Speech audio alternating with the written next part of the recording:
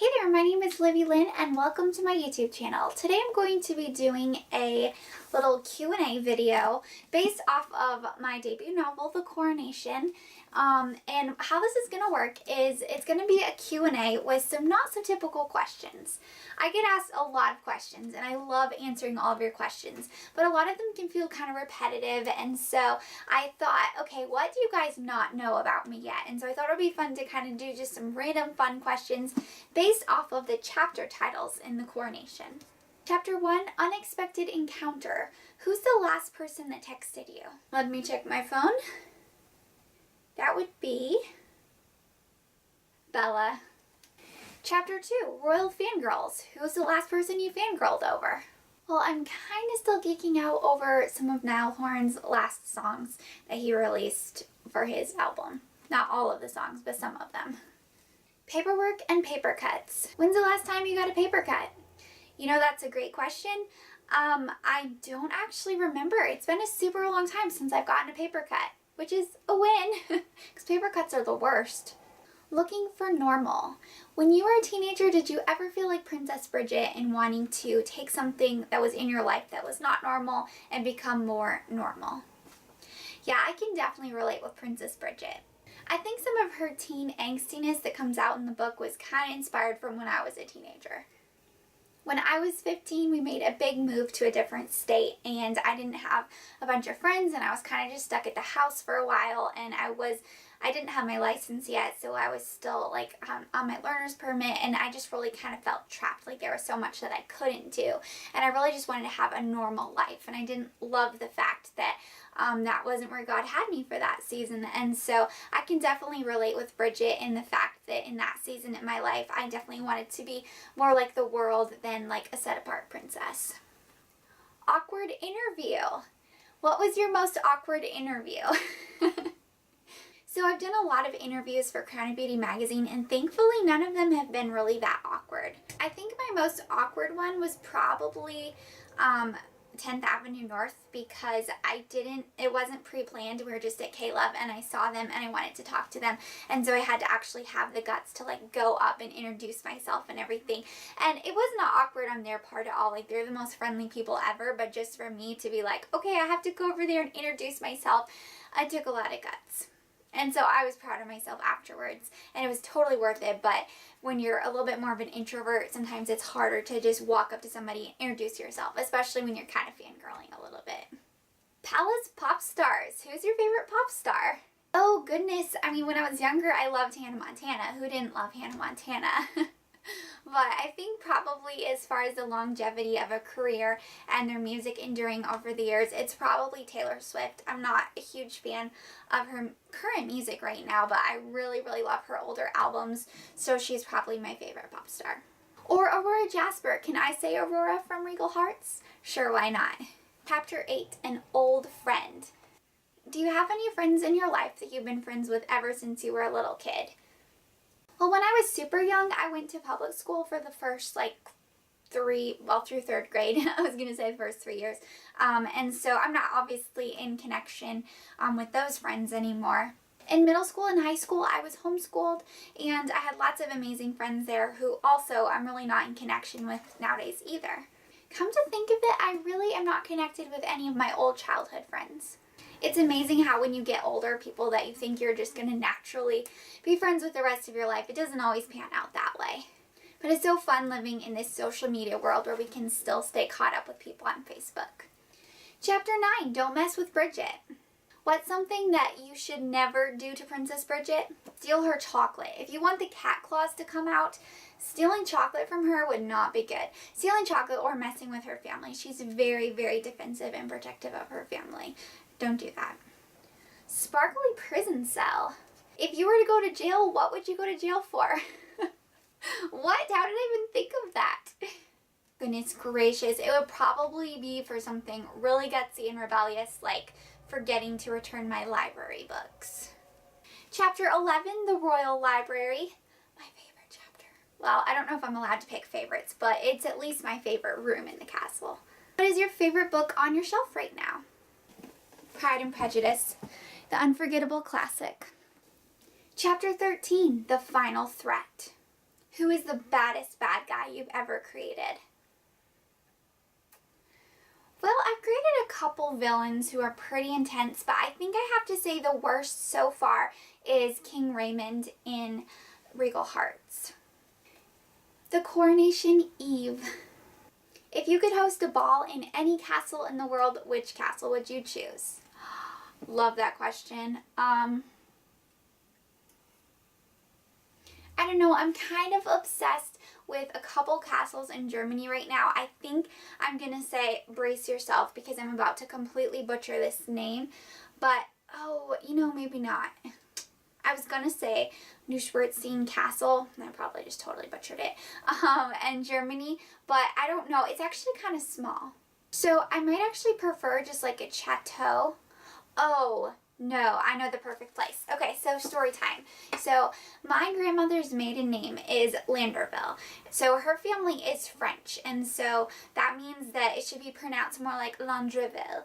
And so there actually is a place in France. Get this. It's called the Landreville Chateau. So they have like a legitimate castle over there, like this adorable little palace that has been turned into a bread and breakfast. You can Google it if you want.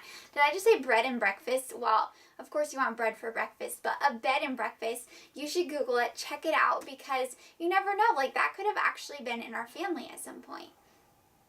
Because the chateau has the same last name as my grandma, of course that's where I want to have my ball.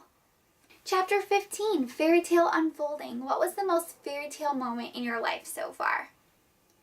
Well, I'd have to say going to the fairy tale ball hosted by my friend Achera and Girls Living for God in Nashville, Tennessee was pretty magical. It was so cute because she rented a mansion in Nashville and she created this entire event for teen girls to come and to be ministered to and just to remember who they are in Christ and to be reminded of the fact that they are royal daughters of the King of Kings and Lord of Lords. And so all the girls got dressed up in ball gowns and we just danced the night away. Disney music was playing out in the gardens and we had a nice big feast and it was so much fun. Chapter 16, Escape. Have you ever had to escape from your home very quickly? Actually, I have. A couple years ago, our neighbor was having a controlled burn. We had this huge field that separated our yard from their yard, and they were having a controlled burn, but they didn't tell us about it. So it's like, probably it just got dark, so it was probably like 9 or 10 o'clock at night, and my parents look out the window, and the entire backyard is on fire. The side yard is on fire. There were fields on every side of us, so like all three sides of our house were surrounded, and they were up in flames. And so my dad was like, Olivia, get your stuff. And so I ran to my room as quickly as I could and just grabbed like a bunch of things and threw it into a suitcase and ran for the car. And we were like thinking our house was going to burn down any second. We got outside. We finally realized that there were some people out there in the back controlling the fire, and it was a controlled burn and it was no big deal. But we did have to escape kind of quickly. Chapter 17, Captive. If you were kidnapped by one family member in the royal family, who would you choose? I'd want to be kidnapped by Millie. I think that would be pretty fun. She would probably take me upstairs and stick me in her really cool lookout tower, and we would just hide away up there all day and play on the slide and have a blast. Chapter 18, Don't Lose Hope. What's your favorite thing about Princess Hope?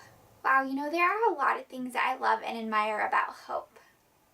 But I think really my favorite thing about her is just the essence of her name is really who she is. Like, she is so full of hope, and even the challenges and the situations and the things that she went through that were so hard and challenging, she still came on top and she still had faith to trust and believe in the Lord.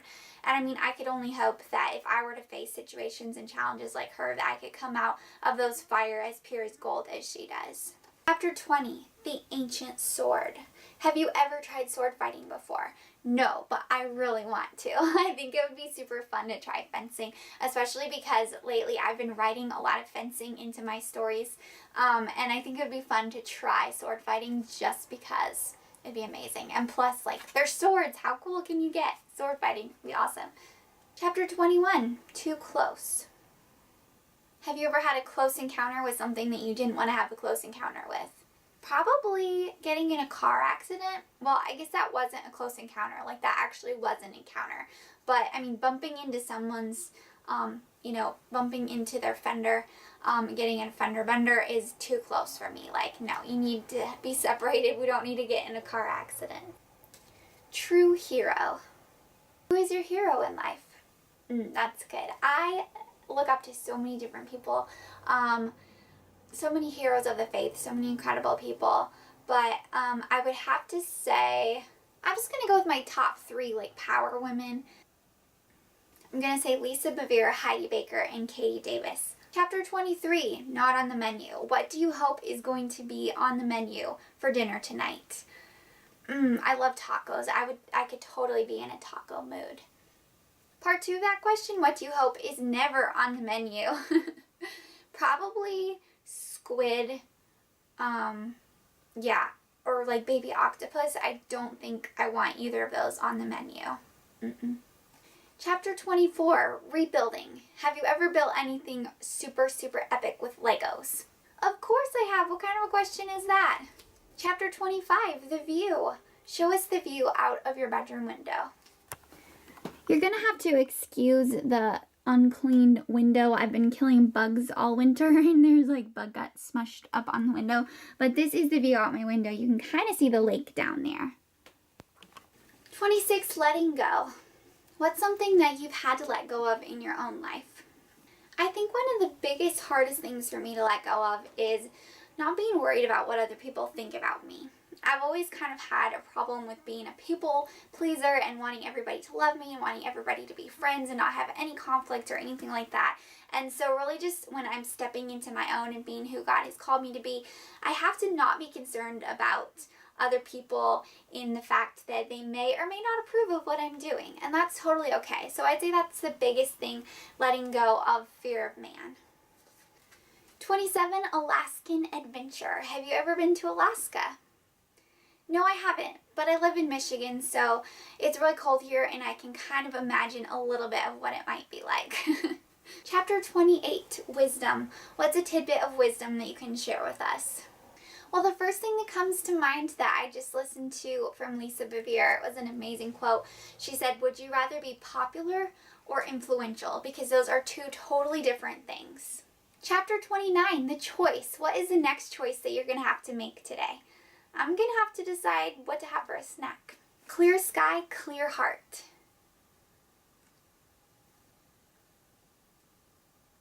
What's your favorite song that has to do with the sky and the weather? I don't know. I just had to think of a random question, you guys. I'm sorry.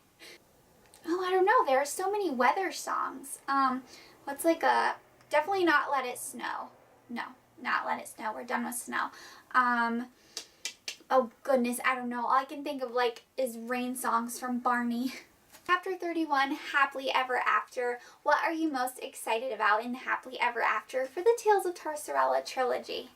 Oh goodness, I'm most excited about seeing all of your reactions. When we get to book 3, I'm super, super excited. We get to the 3rd book in the trilogy to see just what you guys think of the Happily Ever After and to hear your feedback. It's going to be super fun.